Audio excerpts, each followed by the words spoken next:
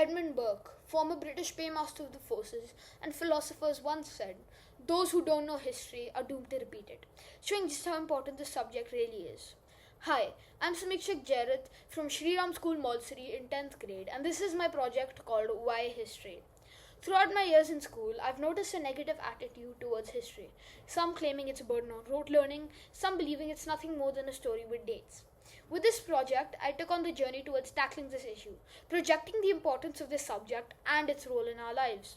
The target audience for this project was children who come from lower class backgrounds, as their culture is most tied with history during the independence and partition period, yet it is written out of tales, and sometimes these tales of the people's ancestors are forgotten.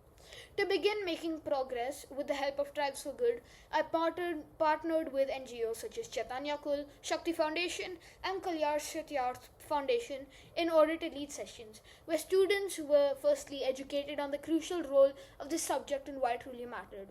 This was followed by various case studies on topics of Indian history, such as the Taj Mahal, which was made enjoyable and interactive through aspects such as the incorporation of virtual reality or quizzes. Lastly, essay competitions were conducted to engage the competitive nature with intriguing questions in hypothetical realms, such as what if the British invaded in 2024? And if you could witness any historical event, what would it be and why? After the responses were submitted in the format most comfortable with the students, such as stories, illustrations, and even poetry, the winners were decided. The prizes for these winners were gifts that would further boost their intellectual learning and engage them more in history, such as books on key historical figures during the partition period. However, the journey wasn't smooth sailing at all, causing me to combat some issues I had prepared for and some I had not. For example, during my first session online with Chaitanya Kul, I realized I would have to communicate with these students in Hindi, a language I was not comfortable speaking, which caused a few points I wanted to make to not come across properly. However, I would later combat this by creating flashcards in English, making it easier to communicate. Another problem that I faced was that I was not prepared for the age barrier. With a few NGOs, there was an age gap between the students. A few were in 4th grade and some in the first year of college, me myself being in 10th. This meant that I had to fluctuate my approach to make it more suitable to all ages and make sure everybody understood what I was saying.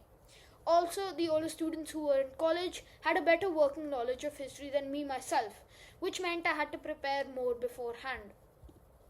This project has been extremely eventful for me, and I am glad to see the impact that it has made.